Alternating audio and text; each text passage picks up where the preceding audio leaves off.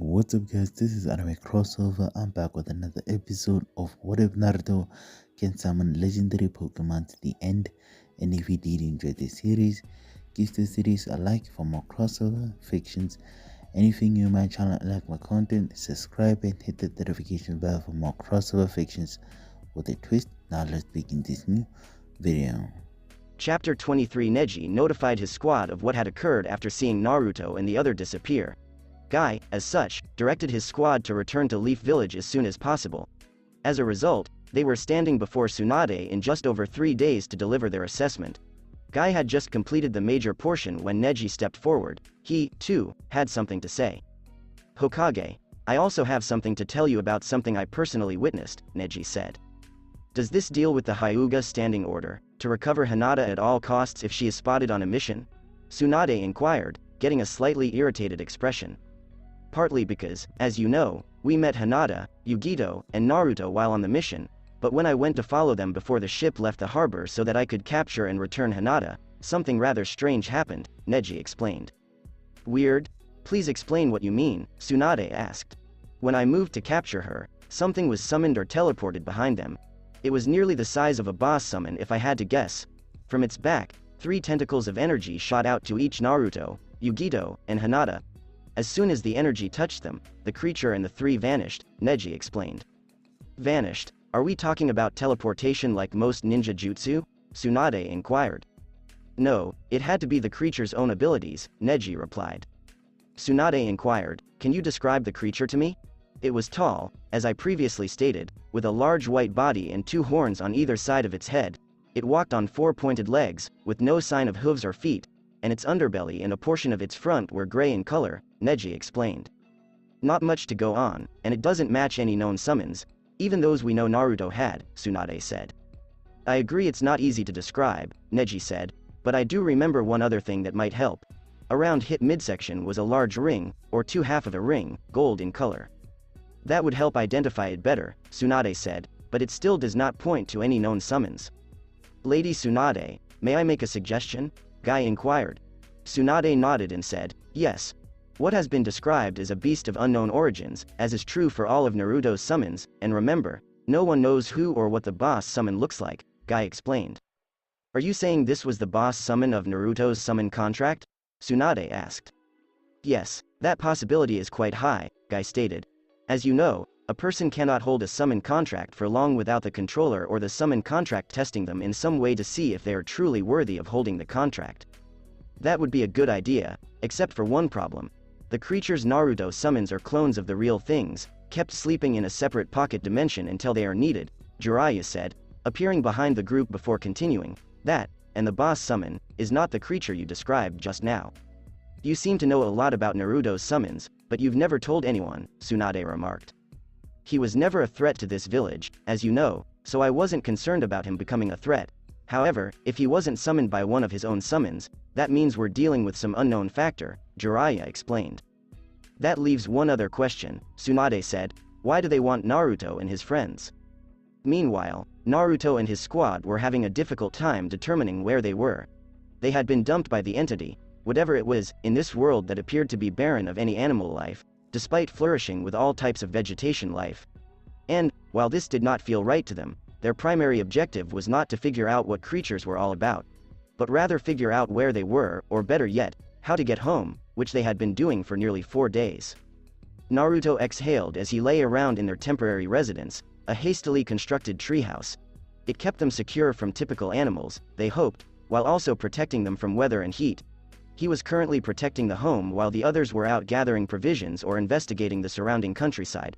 Food and drink were plentiful because many of the vegetation produced fruit. Streams also passed close their position. Hearing footfall approaching, Naruto stood up and sat up just as Hinata entered the home. She had been doing the day's work of gathering produce and drink for them to eat.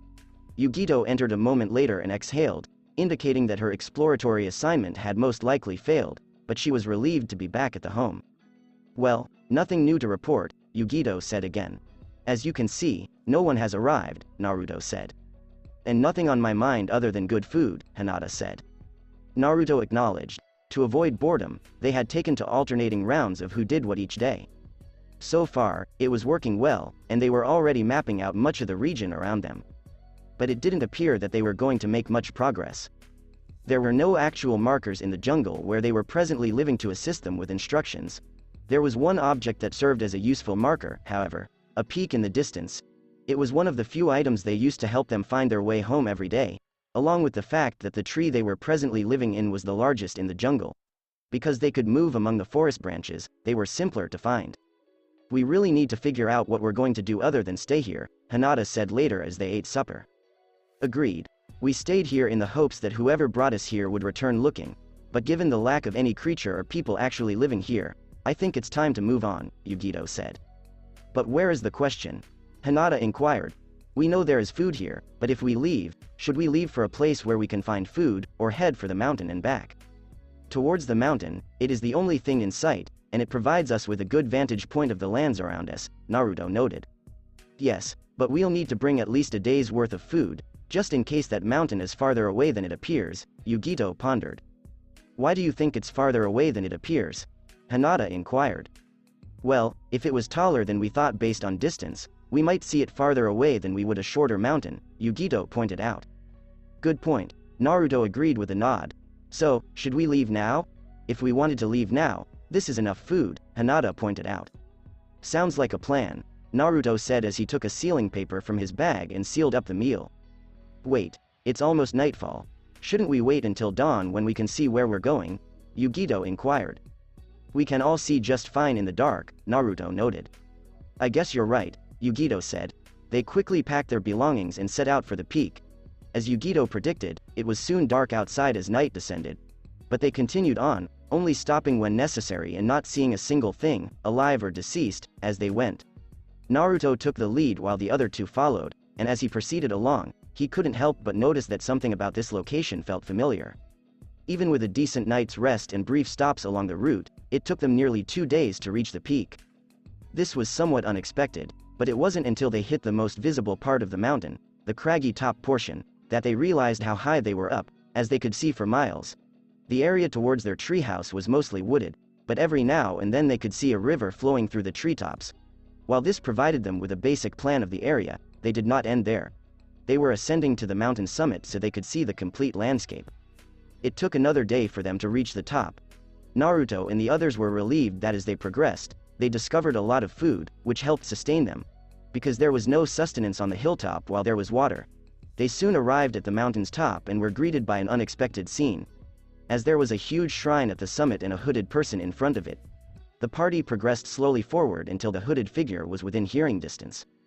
"Welcome to the Temple of the Pokemon Gods. Please follow me," the female figure said. "We've been waiting for you."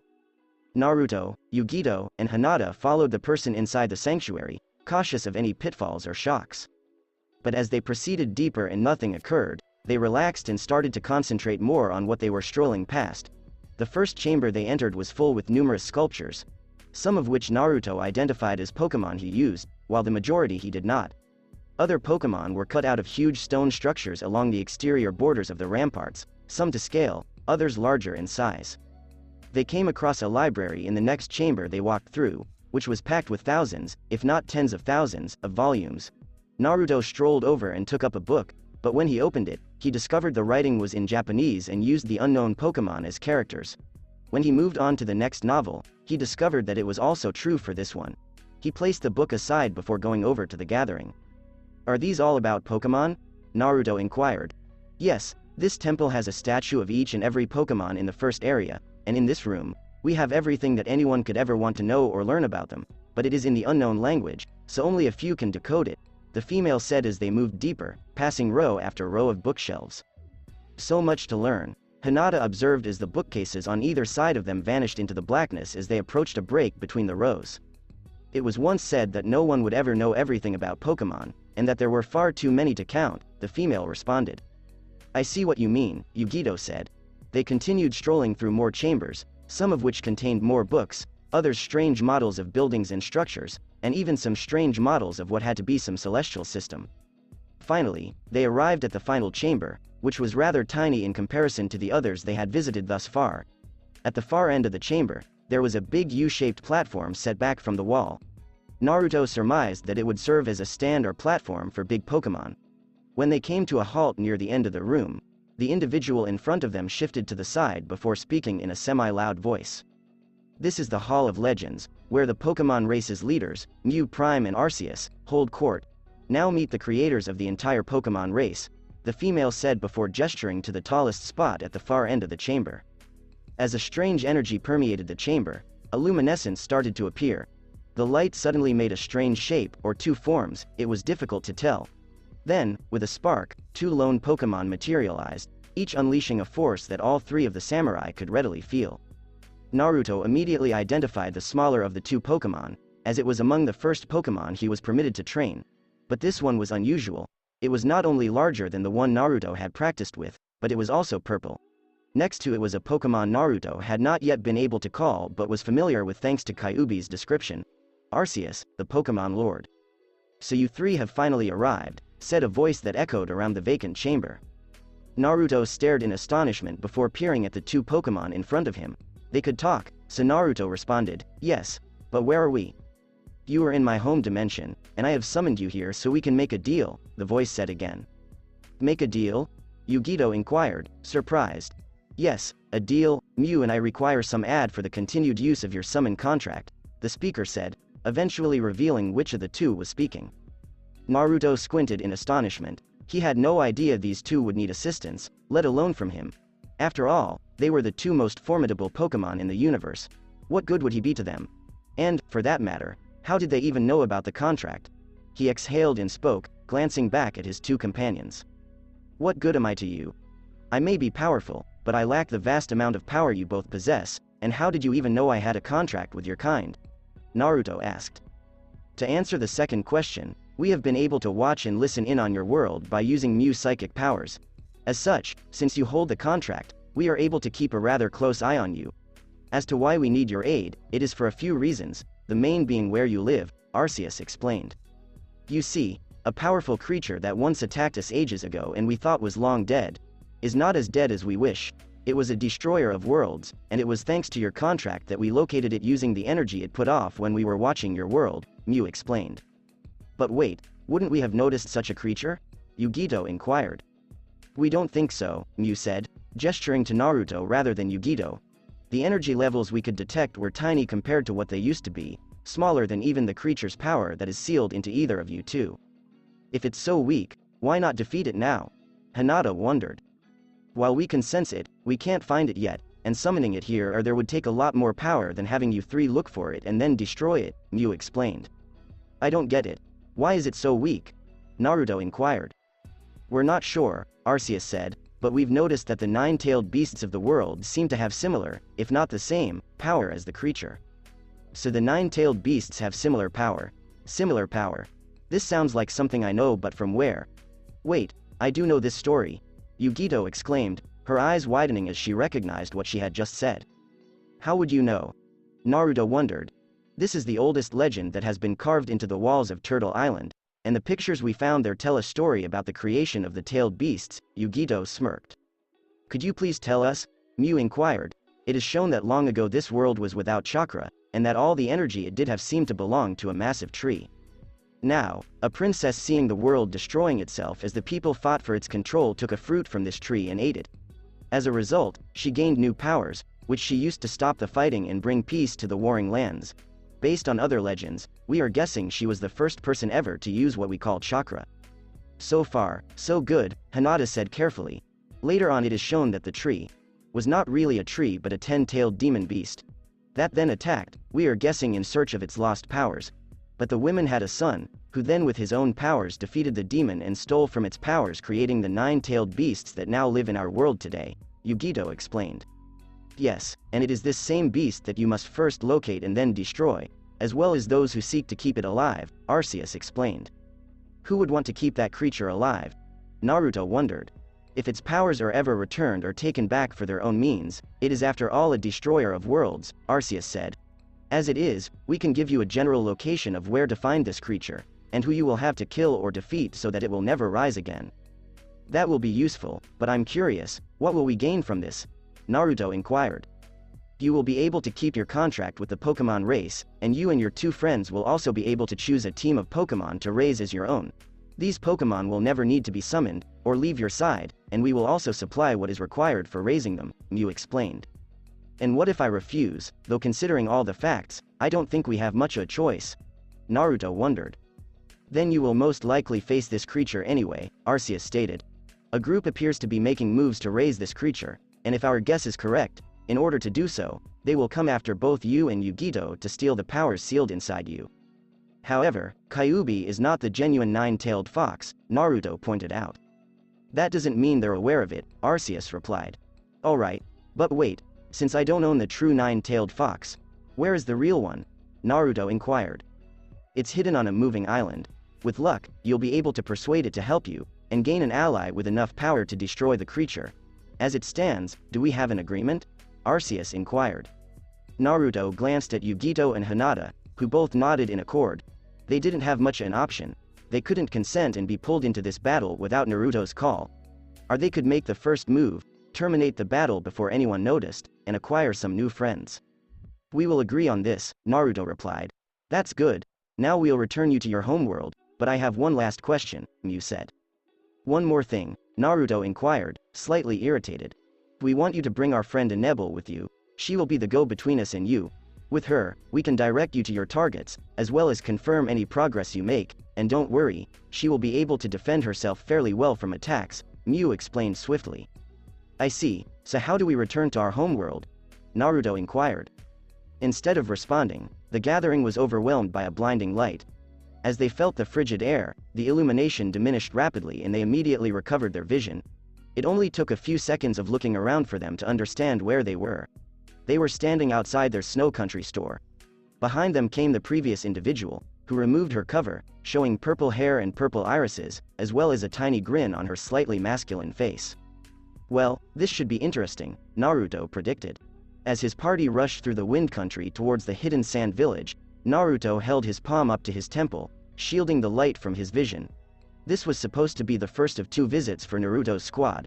The cause for this was that the gang they were supposed to eliminate was attempting to take the one-tailed container, Gaara. So far, their best evidence has led them to believe. I really despise this place, Yugito said as they walked. I agree, but why are we coming out here during the day rather than at night? Naruto inquired. Lord Mew has discovered the attacker's location and wishes for us to arrive ahead of them if at all possible, Annabelle replied. So they'll be here tonight, great. That means we have to hide from Gaara for a half day, Naruto grumbled. We all know you're upset about it, but you said we'd help, Yugito noted out. Yes, I know, Naruto said, but I doubt Gaara has forgotten his defeat at my hands. True, but you're stronger now, and you have me, Yugito pointed out. Hinata inquired, referring to Annabelle and herself, what are we, cook liver? We're in his element, Naruto retorted. We are no longer enemies, and we should be able to reason with him because we are going to try to help him, Hinata said. The key word there is should, but I suppose you have a point, Naruto said. They proceeded for a while longer before arriving at the Sand Village's granite ramparts. They were halted by Chunin gate guards and were eventually permitted to enter the hamlet, but only after being escorted straight to the cage to clarify their purpose. They remained together and shortly arrived at one of the larger structures, which was only marginally larger than many of the others nearby. When they entered it and arrived at the cage's office, they were greeted with an intriguing treat. Gaara was donning the cage's headgear and seated in the cage's throne. When he glanced up at them, he no longer had that crazy expression and appeared to be well rested. GG Gaara, Naruto exclaimed in astonishment. Yes, that is my name, who are you, and why are you here? Gaara inquired, observing the Chunin who had brought them there swiftly departing. Well, I am Naruto, formerly of the Hidden Leaf Village, Naruto said, slightly anticipating Gaara's assault.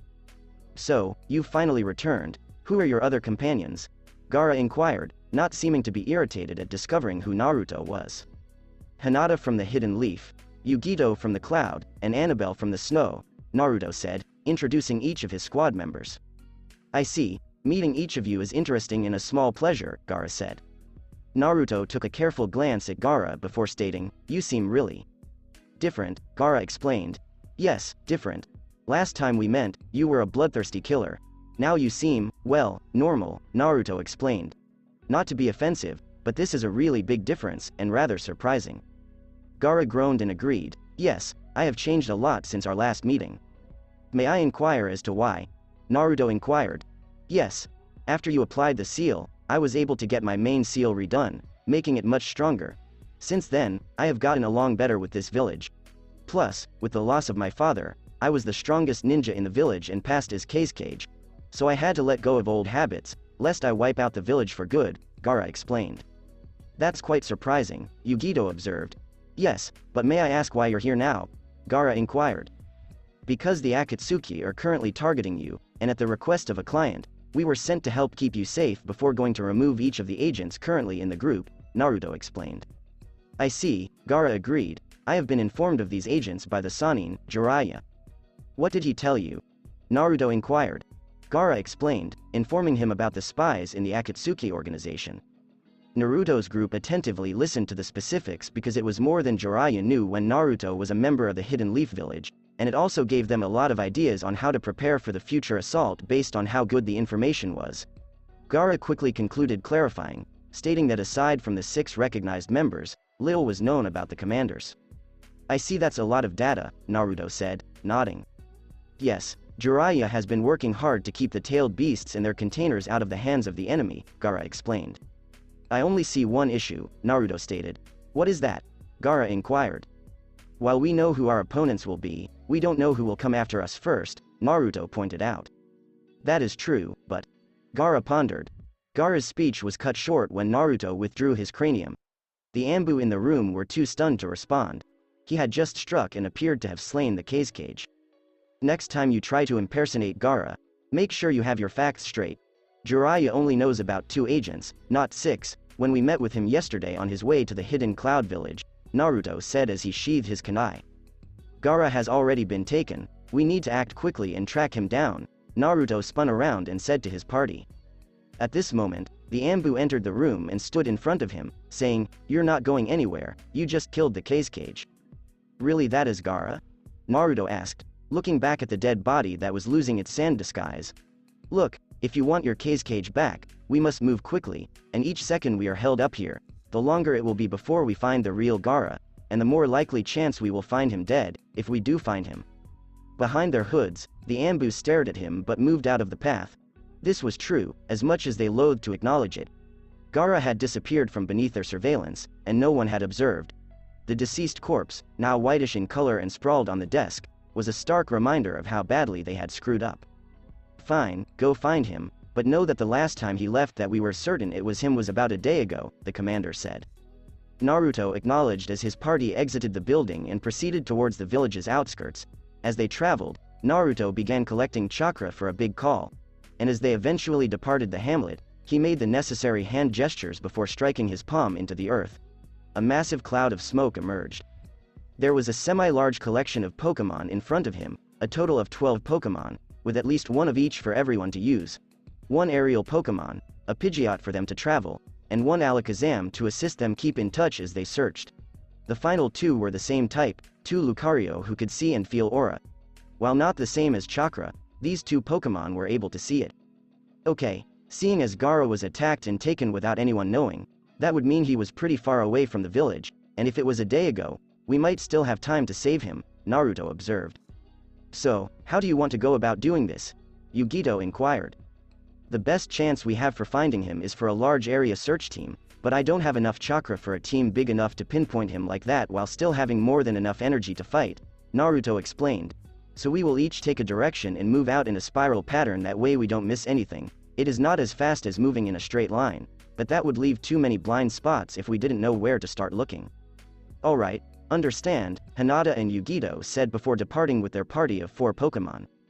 Annabelle didn't move, but she was gazing to the northeast as if she was perplexed by something. Hello Annabelle, something wrong? Naruto asked as he moved over to her. No. Nothing wrong, but I sense something strange off in that direction, Annabelle squinted and shook her head. That is where the Hidden Leaf Village would be, Naruto said. Could you be sensing the village, or do you think it is something else? It's not the village that I'm sensing. I believe our target is in that direction, Annabelle explained.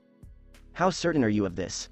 Naruto inquired, knowing that acting solely on instinct was not a good plan, but he had previously triumphed and relied on instinct. Not entirely, Annabelle replied.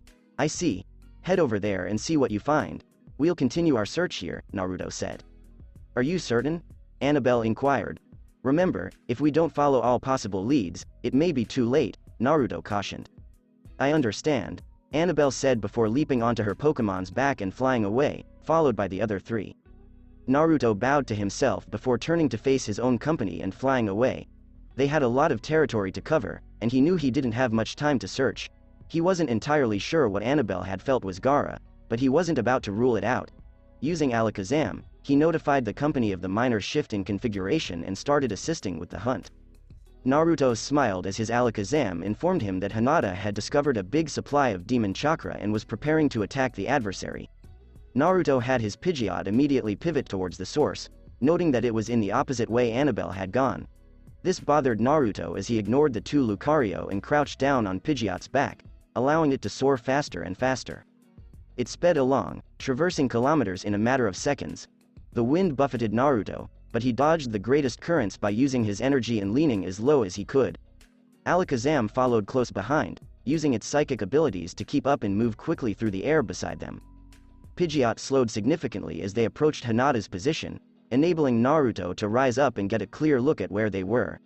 Naruto was initially concerned that he had gone too far, but a fast check with Alakazam told him that he was in the correct place, as they were now very close to one of the ocean inlets. Yugito arrived only a few minutes later, when they eventually located Hinata on the ground, still carrying her Pokemon. So where is Gaara, or the source of demon chakra? Naruto and Yugito asked as they landed swiftly and walked over to her. Right here, we're standing on it, Hinata said, puzzled. But this is flat sand, not even a hill, Naruto pointed out. I know, it doesn't make sense to me either, Hinata admitted, but I can see, as can the Lucario, that there is something down there. I see, I guess we'll be doing some tunneling, Naruto explained. Onyx? Yugito inquired. No, I have a bad feeling, so I'm going up this time, Naruto explained. As Naruto drove his palm into the earth, Yugito and Hinata leapt back, and the ground expanded with a rumble. It then calmed back down, with none of Naruto's calls visible, having vanished deep into the ground. Naruto stepped back as he heard the earth rumble and the dunes begin to shift. Then, without notice, the sand near them erupted outwards, creating a huge sand wall. It appears we discovered Gaara alive, Naruto said, jumping back to escape being smothered in sand. Naruto's calls vanished just as Hinata and Yugito jumped clear of the dunes. As the debris and dust cleared, Gaara was unveiled standing almost entirely undamaged. He looked exactly like his double, except instead of a vacant expression or a tiny grin, a frown seemed to be carved into his face. You, what are you doing here? Gaara demanded, his voice filled with rage. Well, it's the real him, Naruto said softly before speaking loudly enough for Gaara to hear, and we were sent to eliminate those hunting you and anyone who might be assisting them. I don't need your assistance, Gaara stated, turning away. However, we are not requesting your permission to hunt and kill these ninja, Naruto stated. Gaara simply stared at Naruto before turning away and gazing out over the desert, as if waiting for something. Hinata glanced where he was gazing as well, but she couldn't see anything even with her eyes open. After a few moments, Hinata approached Naruto and shrugged, not knowing what Gaara was feeling or waiting for. I don't really like this guy, he's a little odd, to put it mildly, Yugito said. From what I gathered while still in the leaf, his life was less than pleasant. He faced assassination orders from his father time and again to ensure he was a strong weapon, and thanks to the faulty seal, he never could sleep with the risk of his tailed beast breaking free and killing everyone, Naruto explained. How did they allow someone like that to become Kazekage? Yugito wondered. They didn't, I just took the spot, Gaara explained, turning slowly towards them. I guess they didn't have a choice, Hinata surmised. Yes, Gaara explained, after my father was killed by Orochimaru the Sannin, I was the only one with enough power to defend the village, and after taking my father's seat, many of my problems vanished except for a lack of sleep. Doesn't seem to bother you too much, your lack of sleep, Yugito observed. I quickly got used to it, Gaara said. Well, if we survive this, I'll try to help you with your seal, because I know what it's like to be at odds with your demon, Yugito said. Which one do you have? Gaara inquired, his irises expanding slightly with astonishment. Yugito responded, the two-tailed demon cat. There's something else you should know, too. I'm not holding the nine-tailed fox, as was once thought. I'm holding a creature from another world, Naruto added. So, where is the beast? Gaara inquired, astonishment visible on his features this time. "No one knows," Naruto said, "and I hope we don't have to face it." "I see.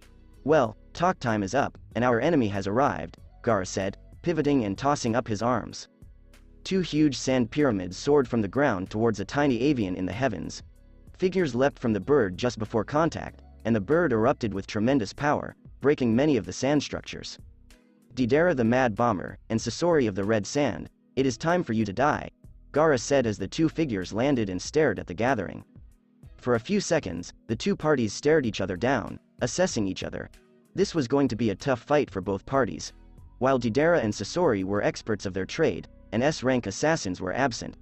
They were up against 3 of the 9-tailed beast-bearers, plus a stranger, giving Naruto's team the advantage for the time being. "What are your thoughts?" Naruto inquired. "Well, chances are they'll run or retreat until the odds improve," Hinata said. "Yes, we'll have to go after them and kill them because we have a mission," Naruto explained. "In that case, it might be better to confront them right now," Hinata said.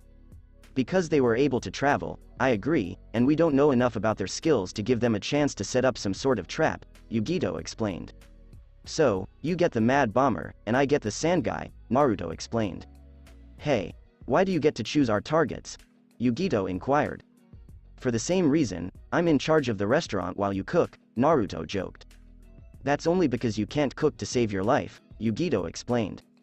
"Ramen is a meal," Naruto stated. "That's beside the point right now," Yugito said. "Hey, are you fools finished fighting over there?" Deidara inquired. "No, why?" Naruto replied. "Do you want to be beaten that badly?" "Like you're going to beat me, kid," Deidara said. "Whoever said I had to beat you, it could be one of them," Naruto pointed out to Yugito and Hinata. "Calm down, Deidara. We're out of our depth. We can't beat 3-tailed beasts if they go all out and use their tailed beast forms," Sasori explained. "Even their demon forms are no match for my art," Deidara smirked. "Well, at least we know what these people are like," Naruto grumbled, "so can I fight the Sand Guy now?" "Sure, but there's one problem," Yugito pointed out. "What?" Naruto inquired. "They just vanished," Yugito pointed out. As Gaara said, "Drop pit, massive sand funeral," Naruto blinked and realized it was true. A few moments later, a shockwave rocked the area as Gaara closed the hole that had developed beneath their adversary. Naruto smiled after a few minutes of the sand staying still, knowing that their first 2 foes had been killed by the Akatsuki. Gaara turned to face the others and stared at them. "They're dead, so go," Gaara said. "Are you sure?" Naruto inquired, not wanting to cast question on being immersed deep in sand, but it was best to be cautious. "Yes, I crushed them both flat with some of my special diamond sand," Gaara said, his tone as lifeless as ever. "Then we'll be going," Naruto said. "We have someone else to check up on." Gaara bowed before vanishing in a sandstorm. Naruto glanced around before walking away a few steps. He was about to call another Pokemon to transport them to Annabelle when the sand behind him erupted outwards. Naruto swore as they leapt clear of the area, looking to see who or what had caused the detonation. It was Sasori, though he looked very different from before. Instead of being a small and round-faced guy, he was now tall and thin, and oddly enough, wooden. His torso was jointed and made like a marionette, with a tiny round receptacle in place of his heart. "You made it," Naruto said, astonished. "Yes," Sasori confirmed before turning and fleeing. After him, Naruto yelled to the others before following him. Yugito and Hinata took off, leaving a trail of sand behind them as they moved across Sasori. They used chakra to jump from sand dune to sand dune, gaining distance on the marionette quickly. Naruto was only a few steps behind them as they raced through the dunes.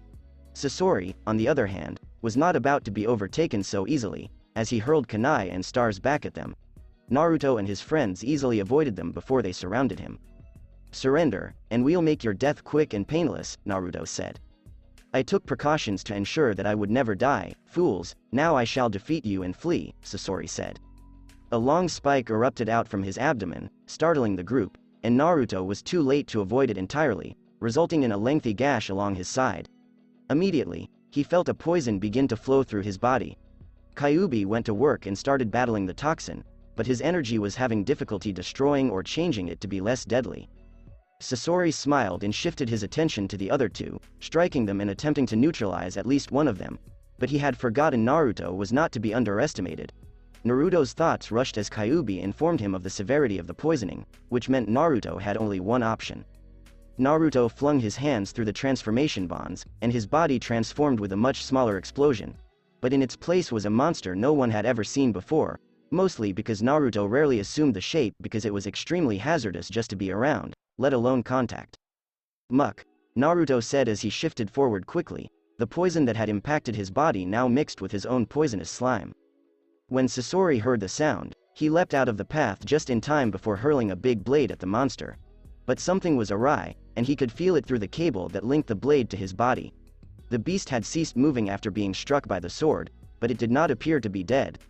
Then, suddenly, it stretched out and grasped the cable, tugging on it. Sasori immediately cut the cable and withdrew as far as he could for the time being, attempting to work out what had just occurred.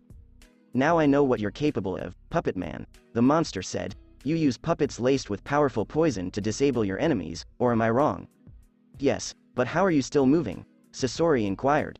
"Because my body is made of toxic slime and acid, and even touching my slimy skin risks death itself," the monster explained, wheezing and ejecting a strong vapor at Sasori. "Poison has no effect on me and my puppet body," Sasori smiled. But the thing continued sprinkling the vapor, and Sasori quickly grasped why. The vapor was a chemical, not a toxin. His puppet form was quickly disintegrating. He stretched out to take a tablet from a seal in order to flee, but before he could trigger it, a kunai whizzed by and struck it out of his hand. Sasori fired a chakra string at it, needing to flee now. But it was too late, because the monster launched another assault on the paper. The effects were almost immediate, as the paper disintegrated into a mass of goop that was unusable to Sasori. Sasori stared at the monster, but it was too late. The vapor had begun to obliterate the receptacle containing his heart. As the receptacle shattered, his heart slipped out, and his dead corpse dropped to the ground. "Two down. Now let's see what Annabelle has found," Naruto, the entity, said after allowing the vapor to complete its work. Naruto and his companions boarded another of Naruto's calls and were soon on their journey to the Fire Nation. They were flying along, keeping their eyes peeled for any assault. Miles and miles of desert vanished beneath them. The sand village quickly went by, then vanished in the horizon behind them. "Where is Annabelle?" Yugito inquired. "I'm not sure, but she seemed to be heading towards Leaf Village," Naruto explained. "We might want to hurry then, because I doubt the Leaf Village will be too nice to her once they realize she's a member of our group," Hinata said. "I know," Naruto admitted, "but I didn't have much of a choice because finding Gaara was kind of more important," he added. "Besides, I don't think Leaf Ninja will attack her just because she is related to us, so she should be safe enough until we reach her," Naruto added, almost whispering, "At least I hope so." They kept soaring as they approached the Land of Fire. Naruto started to keep a tighter eye out for any signs of his call or Annabelle at this juncture. But as they drew closer to Leaf Village, Naruto and the others started to question where Annabelle had gone. They were finally within sight of the hidden Leaf Village. "Naruto, do you think we should land?"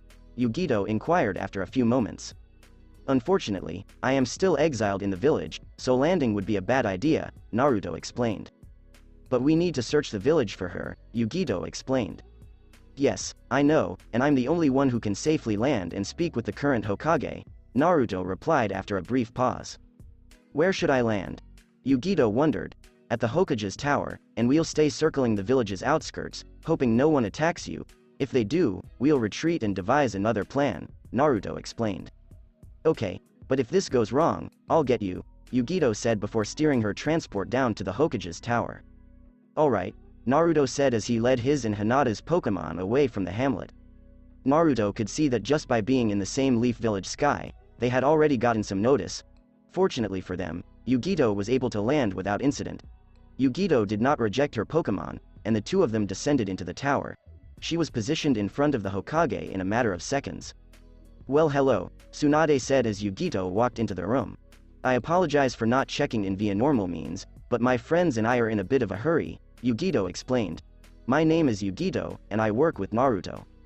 "I see, that's interesting. May I ask why you're here?" Tsunade inquired.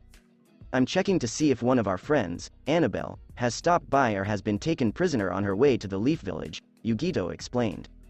"I can't say I've seen her, but..." Tsunade came to a halt as a group of Chunin and Jonin entered the chamber, preparing to assault Yugito. "Well, Hokage-sama, could you call off your ninja before I show them just how bad an idea that would really be?" Yugito asked, peering around the ninja, unconcerned despite the display of power around her. "What is this woman doing here, Hokage-sama?" one of the Jonin inquired. She's just dropping by to talk, and there's no need for your assistance. Please leave before she decides to trash you in my office, Tsunade said, his voice disinterested. But Hokage-sama, a perplexed Jonin said, she is the two-tailed cat's container. A fight with her will only result in your death. Now leave, Tsunade said, staring at the group. The ninja paused for a few seconds before exiting the chamber. Tsunade exhaled contentedly. She knew the ninja of this community intended well, but they didn't always consider things through. Alright, back to my question. Do you know anything about Annabelle? Yugito inquired once more. While I have not personally heard anything about her, I do know a creature similar to the one you flew over the village earlier today. After reaching the village, it remained for a few moments before finally heading out towards the Valley of the End. I also know none of my ninja had any contact, that I am aware of, other than seeing it flying overhead, Tsunade said. I see, thank you for your assistance, Yugito said as he turned to depart. I answered one of your questions a moment ago. Would you like to answer one of mine? Tsunade asked. What could that be? Yugito questioned, returning his gaze to Tsunade. I know your group is quite intelligent, and you do everything you can to avoid this country, so why are you back in the Land of Fire? Tsunade inquired. We were given a mission to remove a threat known to you as the Akatsuki. We were looking for Gaara, the holder of the one-tailed beast, who had been taken by the Akatsuki, but Annabelle sensed something off in the Land of Fire. After removing 2 of its members, we returned to find Annabelle, and that meant coming here, Yugito explained. Remove 2 of its members? Tsunade was taken aback. Yes, it was more by chance than anything, Yugito admitted after a few seconds. I see, I'll let you go. I'm sure a lot of people would like to grab Hinata if you stayed around much longer, Tsunade said. Of course, Yugito said as he returned to the top. Yugito was soon back in the air, riding on the back of her Pokemon. She rejoined Naruto and Hinata and led them in the ways Tsunade had instructed them. They set off with them in the direction of the ravine. As they got closer to the valley, they all started to feel something. It was a strong energy unlike anything they had ever experienced. When they came near enough to see the valley itself, they noticed Annabelle standing at its border. They landed swiftly and rushed over to her, yelling her name. Hi again, did everything work out? Annabelle asked, smiling. Yes, 2 people were killed, only a few more to go, Naruto said. That's good, Annabelle said as she returned her gaze to the valley. So this is the sense of power you have, Naruto said after a few minutes. Yes, it is enormous, Annabelle admitted. Do you have any idea where it came from? Naruto inquired. I've narrowed it down to the beginning of the valley, where the 2 statues were built, but I don't have the means to explore this place as thoroughly as I'd like, so I've been waiting for you 3 to show up, Annabelle said, gesturing. Naruto glanced around and noticed huge sculptures constructed along the valley's border. The Hidden Leaf Village was founded by Madara Uchiha and the first Hokage. A huge water cascade dropped between them, forming a lake on the valley floor before pouring out of the valley a few miles distant. Well, since we're here, let's take a look, Naruto suggested. Annabelle nodded, but before they could go exploring around the cascade, the energy in the room started to change and migrate. The cascade separated, revealing a massive tunnel and a monster that eclipsed any of the tailed creatures Naruto had seen. Even the 9 tails bound within him was overshadowed by this creature. It was easily 50 or 60 feet taller than the tailed beast Naruto had battled a few years ago, and only 30 or 20 feet taller than the entire height of the 9 tails. Its primary torso was that of a typical fox, as were its rear legs, but its limbs and hands appeared to be human. It had a typical fox's head with black patterns around it, and behind it moved 9 enormous tails that seemed to dwarf even their master. That is the real Kyuubi, Naruto exclaimed in amazement and terror as the monster approached them. Naruto's only concern now was how this encounter would pan out. Naruto yawned gently as he reclined on a big green slope with Hinata and Yugito nearby. They'd been here for nearly a day at this juncture. It was part of a strategy they had been developing for some time. Annabelle was presently in Leaf Village gathering provisions, so they could make their next move shortly. Do you think those jerks will show up soon? Naruto inquired, opening his eyes to look at Yugito and Hinata. Well, if the challenge goes as planned, they should be here soon, Hinata said. So tell me again, and why are we taking on the entire Akatsuki in a one-on-one battle? Yugito agreed. Besides, after losing 2 of their members in a simple fight, they will want to make sure I am removed from the equation if I am already this strong, Naruto simply stated. I doubt they realize how frail you are, Yugito smirked. Really, and all my wins against you in a fight suddenly don't count then? Naruto smirked as he looked up at her from his vantage point. "Oh, calm down, we have visitors, it would be impolite to fight in front of them, so fight them instead," Hinata said, turning to face 4 people who were approaching them. "Okay, fine, we'll behave," Naruto said before standing up again with a tiny leap. They moved quickly for a few seconds before the group of 3 confronted the group of 4. Naruto, Yugito, and Hinata had mastered the bingo book by this time and had swiftly identified who was standing in front of them. The ninja were all rogues with high S ranks. "Well, I guess introductions before we get down to business," Naruto explained, "unless you'd rather start the fight first and finish the introductions later." "They don't matter to me," said one of the 4. "Okay, I guess I'm dealing with you, Kisame," Naruto said, gesturing to one of the 4 people he had previously encountered. "And I got you, Hidan," Hinata said, gesturing to the one with the scythe. "Good," Hidan grinned, "I don't have to worry about keeping you alive." "And I guess Itachi and I are dealing with you," Kakuzu said, looking at Itachi and then at Yugito.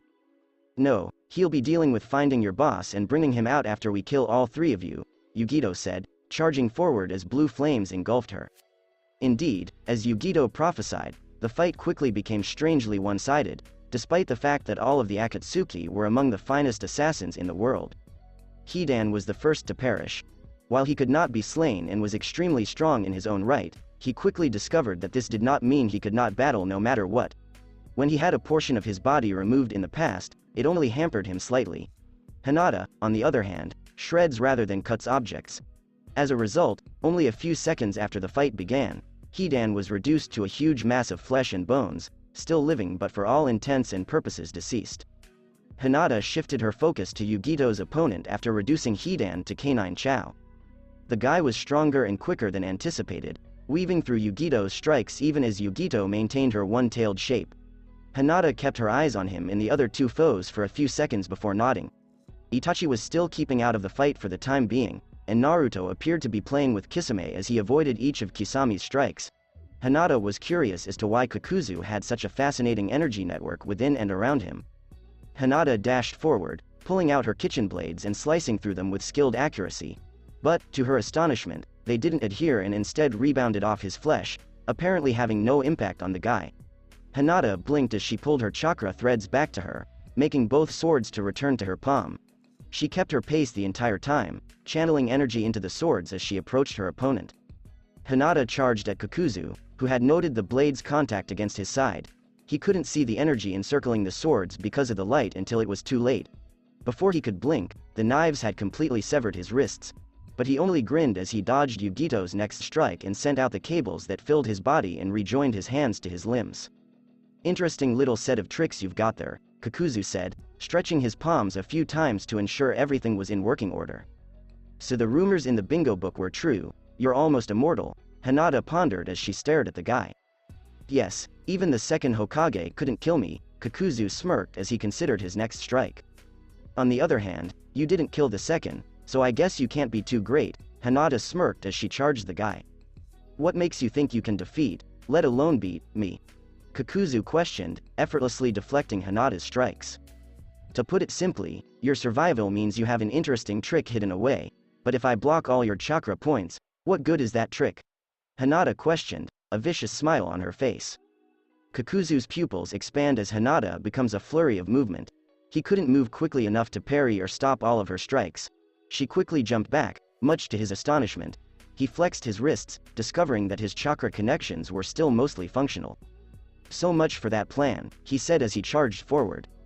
Hinata smiled and waved at him, or something behind him. Kakuzu came to a halt and stared at her in astonishment, turning around to make sure no one was approaching from behind. When he saw a blue orb of energy shooting from Yugito towards him, he realized too late that she was waving at him, not something behind him. Hinata had kept him preoccupied long enough for Yugito to use a tailed beast bomb on him. Kakuzu flew out, the chakra orb crushing into him before bursting in a huge explosion. Kakuzu, who could withstand some things, couldn't survive this, as his body was changed to charcoal in an instant. And no amount of his unique abilities was going to save him. "Well, that is one way to deal with immortals," Hinata said as Yugito strolled back up a moment later in her regular human shape, looking a little fatigued. "Yes, but that is the last time I do that in a partial transformation. I'm feeling a little sick now," Yugito agreed. Hinata beamed and helped Yugito sit down, turning to see Kisame and Naruto still fighting. Neither of them had given a second look at the two Akatsuki's descent, nor could either of them afford to. Kisame had ceased toying with Naruto by this time and was aiming for the death blow with each stroke of his huge blade. Naruto, on the other hand, was still not going all out, if only because he wasn't presently striking. Naruto was currently attempting to avoid or deflect Kisame's strikes with his large brush. "Naruto, hurry up, Yugito is feeling a little sick," Hinata said. "Fine, take all the fun out of this," Naruto said as he ducked and moved over to Hinata. "I'm not sure that was fun," Hinata said. "No, the brat was right, you're taking away all the fun. I haven't had a fight like that in a long time.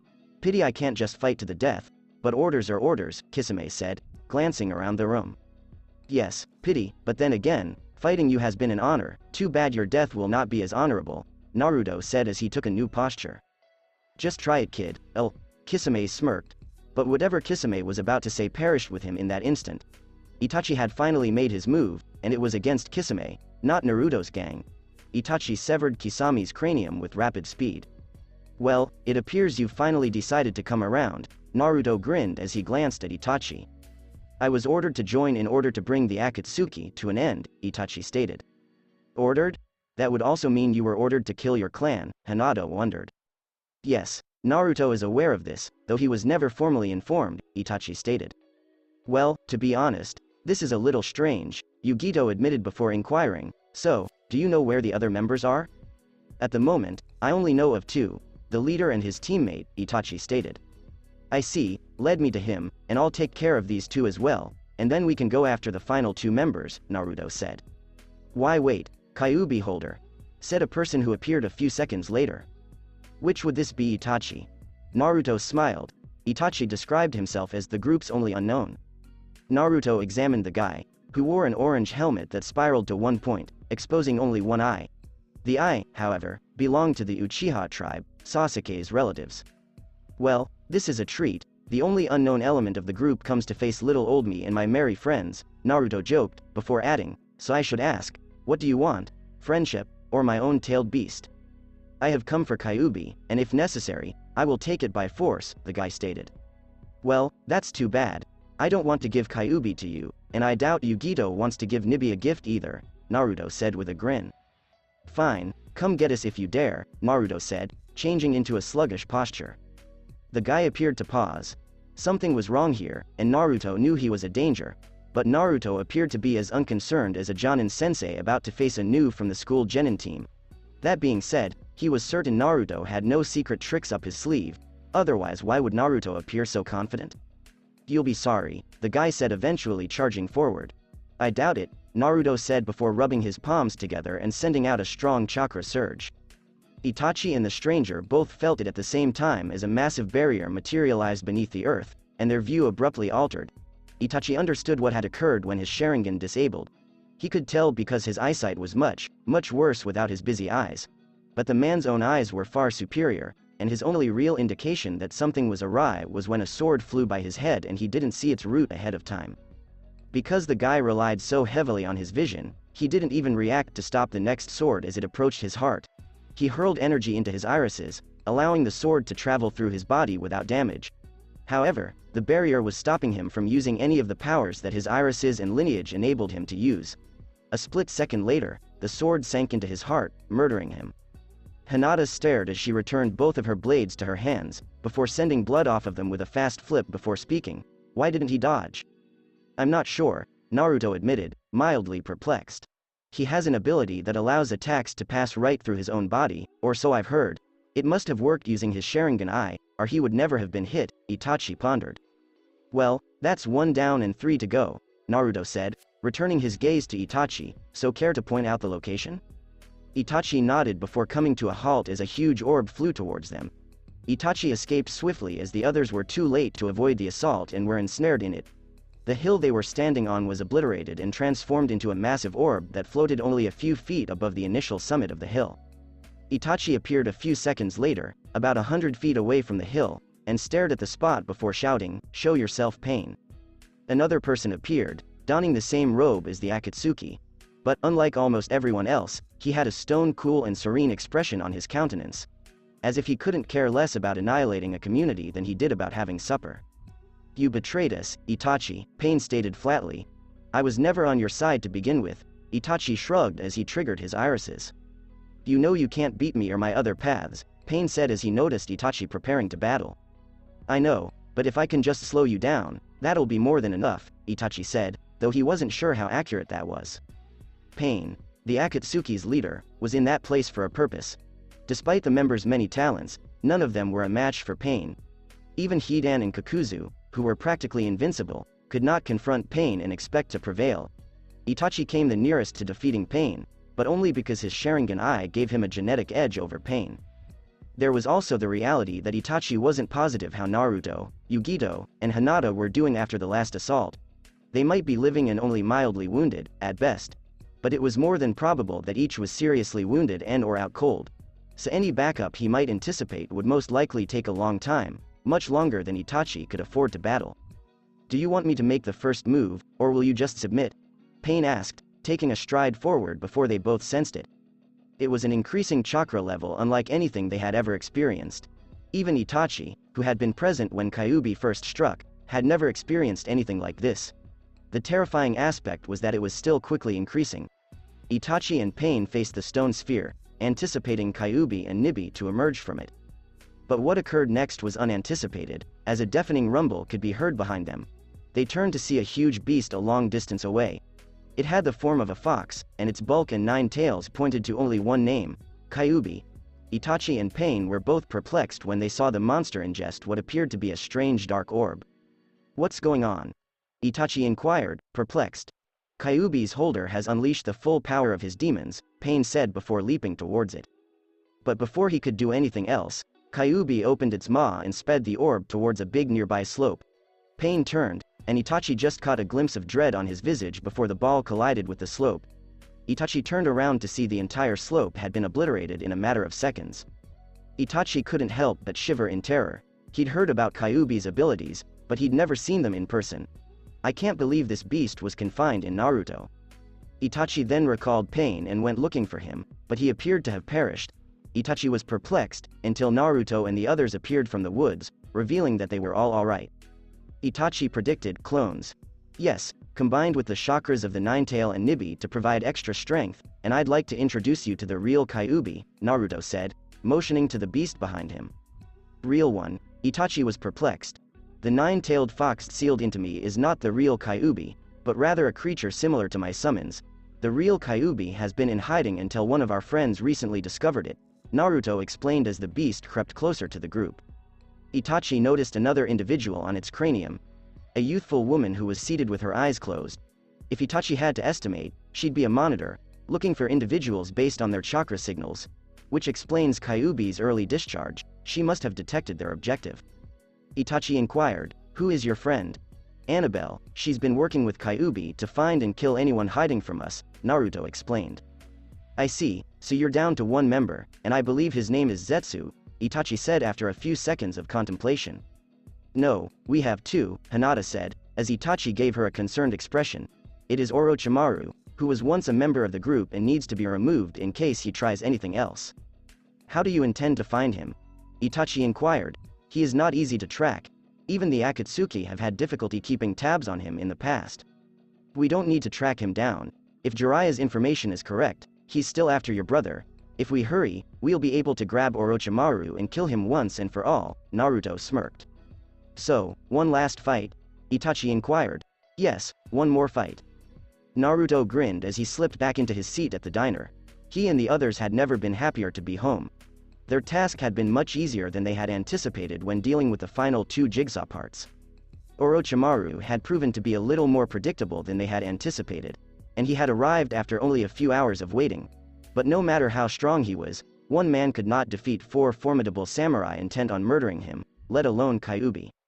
He'd avoided strikes with surprising ease until Kyuubi's tail slammed down on him, crushing him. Itachi Naruto then took a stride forward, bringing forth a phantom Pokemon that only Naruto had seen before. Naruto's Pokemon, Dusknoir, advanced forward before its tummy expanded wide. Orochimaru, who was still living but unable to move, was pulled in, and numerous lines of energy erupted out of this hole. The Dusk Noir grasped several of them before tugging forcefully. Even Hinata couldn't see where they all reached. Whatever the cords were connected to seemed to struggle for a few seconds before going limp without notice. Dusk Noir started withdrawing the lines of energy and feeding it back into that strange maw without skipping a beat. Hinata exclaimed aloud as several individuals appeared in front of her, each with a cursed symbol on their body. Rather than devouring them with Orochimaru, Dusk Noir drifted over to each of them. It took the mark and ate the thread with a sharp pull and a scream of total and absolute agony from each individual who had the mark. Naruto and the others sat silently as Dusk Noir went on. At least two of the individuals he recognized were Enko and Sasuke from the Leaf Village. Naruto felt some remorse for causing all of these individuals suffering, but given the cost of permanently eliminating Orochimaru, he wasn't about to halt Dusk Noir either. Finally, the spirit was done, and Naruto disappeared with a gesture. What was that? Itachi had inquired. That Pokemon has a terrifying ability to capture people's spirits and send them to the world of the dead. It appears Orochimaru devised a few plans to ensure he could never be fully taken, but they failed in the end, Naruto explained before creating a few clones. These clones fled with Sasuke and Enko, who led them back to the Leaf Village. Naruto was unsure where the others should be taken, so he left a few clones to protect each of them and later return them home when they awakened. Zetsu was the last of their objectives to succumb. He had made the decision to forever remove Naruto after his powers had proven to be too perilous to be left uncontrolled. But what Zetsu didn't know was that Annabelle's capacity to detect him was superior.